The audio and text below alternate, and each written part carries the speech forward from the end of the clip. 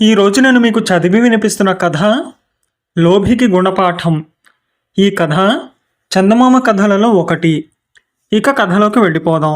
ఒక ఊళ్ళో శ్రీపతి, జగపతి అని ఇద్దరు యువకులు ఉండేవారు. శ్రీపతి సంపన్నుడు, జగపతి పేదవాడు. అయినా ఇద్దరికీ మంచి స్నేహం ఉండేది.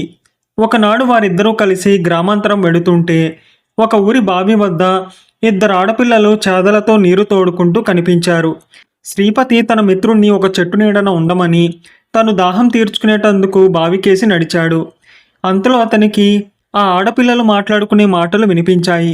శ్రీపతి అంత దూరంలో ఆగి వినసాగాడు. రంగుచీర కట్టుకున్న పిల్ల తెల్లచీర కట్టుకున్న పిల్లతో, లక్ష్మి, నిజం చెప్పు, నువ్వు ఎలాంటి మొగుడు రావాలనుకుంటున్నావు అన్నది. అనుకోవడానికి ఏం రోహిణి, నాకు పెద్ద కోరికలే ఉన్నాయి. బోలెడు నగలు చీరలు కావాలి. చాలా పెద్ద మేడ ఉండాలి. బోలెడు మంది పనివాళ్ళు ఉండాలి. భోజనంలోకి చాలా కూరలు పిండి వంటలు కావాలి. మనం కావాలనుకున్నవన్నీ దొరుకుతాయా అన్నది లక్ష్మి. రోహిణి నిట్టూర్పు విడిచి, నాకు అలాంటి కోరికలేం లేవు తల్లి. ఉన్నదానితో తృప్తి పడడం ముఖ్యం. నగలు చీరలు ప్రాప్తాన్ని బట్టి వస్తాయి. తిండికేమిటి, ఇంత గోంగూర పచ్చడి చాలు. జిహ్వా చాపల్యం ఇన్ని బఠానీలు తిన్నా తీరుతుంది అన్నది. ఈ మాటలు విన్న శ్రీపతికి ఒక ఆలోచన వచ్చింది. ఆ ఇద్దరు పిల్లలు పెళ్లి కావాల్సిన వాళ్లే. రోహిణి వంటి భార్య తనకు వస్తే దుబారా ఖర్చు ఉండదు. లక్ష్మి వంటి భార్య వస్తే పేదవాడైన జగపతి ఎలా తట్టుకుంటాడో చూడాలన్న దుర్బుద్ధితో కూడిన కుతూహలం కూడా శ్రీపతికి కలిగింది. అందుచేత అతను జగపతి దగ్గరకు వచ్చి, బావి దగ్గర పిల్లలిద్దరికీ పెళ్లి కాలేదులాగుంది. మనం కూడా పెళ్లి చేసుకుందాం అనుకుంటున్నాం కదా. రంగుచీర కట్టుకున్న పిల్లను నేను చేసుకుంటాను. తెల్లచీర కట్టుకున్న పిల్లను నువ్వు చేసుకో, సరేనా అన్నాడు.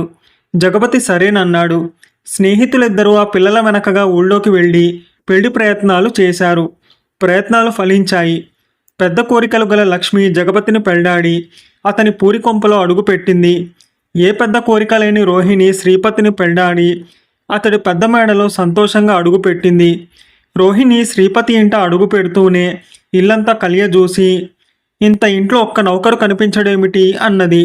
శ్రీపతి తేలికగా నవ్వేసి, నౌకరెందుకు, జీతం దండగా, మన పనులు మనమే చేసుకుంటే పోలేదా? అది వరకు ఒక నౌకరు ఉండేవాడు, మాన్పించేశాను. ఇప్పుడు నువ్వు ఉన్నావుగా, ఇద్దరము చెరొక పని చేసుకుందాం అన్నాడు. రోహిణి వంటకు ఉపక్రమిస్తూ, ఏం కూరలు వండమంటారు? పిండి వంటలు ఏం చెయ్యను అని భర్తతో అంది. కూరలంటావేమిటి? అన్నంలోకి కాస్త గోంగూర పచ్చడి చాలదు. పిండి వంటలు దేనికి? కాసిని బఠానీలు పట్టుకు వస్తా, వాటితో నోటి ఉబలాటం తీరుతుంది అన్నాడు శ్రీపతి. ఆ రాత్రి రోహిణి తన భర్తతో, మనకు ఇంత సిరి సంపద ఉన్నది కదా, నాకు మంచి చీరలు నగలు తెచ్చిపెట్టండి అన్నది. దానికి శ్రీపతి, ఇదిగో, నువ్వు ఇలా అడగకూడదు. సిరి ఉన్నంత మాత్రాన దండుగా ఖర్చులు చేయకూడదు. చీరలు నగలు దేనికి, తృప్తి ఉండాలి అన్నాడు. వట్టి లోభి అని రోహిణి తన భర్తను తిట్టుకున్నది. మర్నాడు శ్రీపతి నిద్రలేచేసరికి ఇంట్లో నలుగురు మనుషులు పనుల మీద తిరుగుతూ కనిపించారు. ఎవరు మీరు, ఇక్కడేం చేస్తున్నారు అని అతను వాళ్ళను అడిగాడు. పని మనుషులం బాబయ్య, అమ్మగారు ఈ వాళ్ళ నుంచి మమ్మల్ని పనిలోకి రమ్మన్నారు అన్నారు వాళ్ళు దండాలు పెట్టి ఎంతో వినయంగా. ఏమిటి, ఏకంగా నలుగురే? పొండి, మిమ్మల్ని నేనెక్కడ భరిస్తాను అని శ్రీపతి అరిచాడు. అంతలో రోహిణి వచ్చి భర్తతో శాంతంగా, మీరు ఊరుకోండి, ఈ నలుగురినేమిటి, 40 మంది నౌకర్లను భరించే శక్తి ఉన్నది మనకు అని నౌకర్లతో, ఇక్కడెందుకు, వెళ్ళి మీ పనులు మీరు చూసుకోండి అని పంపేసింది.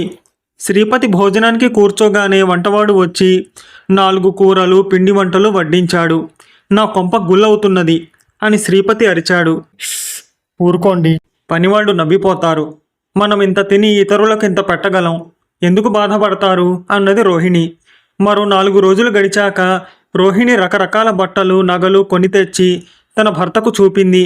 వాటిని చూసి శ్రీపతి, బాబోయ్, నేను బికారినైపోయాను అంటూ బావురుమని ఏడ్చాడు. రోహిణి అతని కళ్ళు తుడుస్తూ, ఏడవకండి, ఊరుకోండి అని ఓదార్చింది. ఏడవకి ఏం చేయమంటావు? ఆనాడు బావి దగ్గర నీ మాటలు విని మోసపోయాను, వట్టి అబద్ధాల కోరువి అన్నాడు శ్రీపతి. రోహిణి ఆశ్చర్యపడుతూ, అదా సంగతి, ఆ రోజు మాటలు విని నన్ను చేసుకున్నారన్న మాట. అయినా నేను అబద్ధాల కోరుని కాను. మనకు గతి లేకపోతే సరిపెట్టుకునేదాన్నే. ఇప్పుడు అలా కాదు కదా, కావలసినంత ఉన్నది అన్నది. తన సంగతే ఇలాగుంటే లక్ష్మిని పెళ్లాడిన జగపతి ఎలా బాధపడుతున్నాడో అనుకున్నాడు శ్రీపతి. అతను జగపతి ఇంటికి వెళ్ళాడు. అతను వెళ్ళేసరికి జగపతి లక్ష్మి భోజనం చేస్తున్నారు. శ్రీపతిని చూసి జగపతి రా రా అంటూ ఆహ్వానించాడు. శ్రీపతి ఆ దంపతులకు ఎదురుగా చతికిలపడి అంతులేని గొంతెమ్మ కోరికలు గల లక్ష్మితో ఈ జగపతి ఎలా వేగుతున్నాడో అని తనలో తాను అనుకున్నాడు.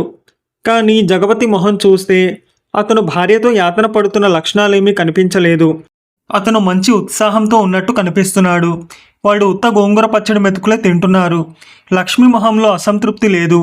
కావటానికి పూరీ ఇల్లే అయినా చాలా శుభ్రంగా ఉన్నది. జగపతి భోజనం ముగించి వచ్చి శ్రీపతి పక్కన కూర్చుంటూ నిన్ను కలుసుకుందామంటే తీరటమే లేదు. ఎలా ఉన్నది నీ కొత్త సంసారం అన్నాడు. నా సంసారానికి ఏంలే, అయినా నీకంత తీరకపోవడానికి ఏమిటి కారణం అని శ్రీపతి అడిగాడు. అటు చూడు, పెరడంతా చదును చేసి శుభ్రం చేసి మొక్కలు నాటాం. అవి కాపుకు వచ్చాయి అంటే మాకు బోలెడు ఆదాయం అన్నాడు జగపతి. అలాగా, అయితే నీ భార్య కూడా నీతో పాటు శ్రమ పడుతున్నదా? నగలు చీరలు కావాలని నిన్ను వేధించడం లేదా అని అడిగాడు శ్రీపతి. అదేమీ లేదే అన్నాడు జగపతి. అయితే ఆనాడు బావి దగ్గర జరిగిన సంభాషణ తారుమారైందన్నమాట అన్నాడు శ్రీపతి. తారుమారు ఏమీ లేదు అన్నగారు. ఆనాడు నాకు ఆ కోరికలన్నీ ఉన్నమాట నిజమే. కానీ ఇప్పుడు వాస్తవ పరిస్థితిని అర్థం చేసుకుని దానికి తగ్గట్టు ఉన్నదానితో తృప్తి పడడం నేర్చుకున్నాను అన్నది లక్ష్మి. శ్రీపతి గుణపాఠం నేర్చుకున్నాడు. సంపద కోరికలను వృద్ధి చేస్తుంది, పేదరికం వాటిని అదుపులో ఉంచుతుంది. కథ సమాప్తం. మీకు కనుక ఈ కథ నచ్చితే లైక్ చేయండి, మీకు తెలిసిన వారికి షేర్ చేయండి. మీ విలువైన అభిప్రాయాన్ని తప్పకుండా కామెంట్ చేయండి. నా ఛానల్ని సబ్స్క్రైబ్ చేసుకోండి. పక్కనున్న బెల్ బటన్ని యాక్టివేట్ చేసుకోండి. నేను పెట్టే కొత్త వీడియోస్ మీకు నోటిఫికేషన్ రూపంలో వస్తాయి.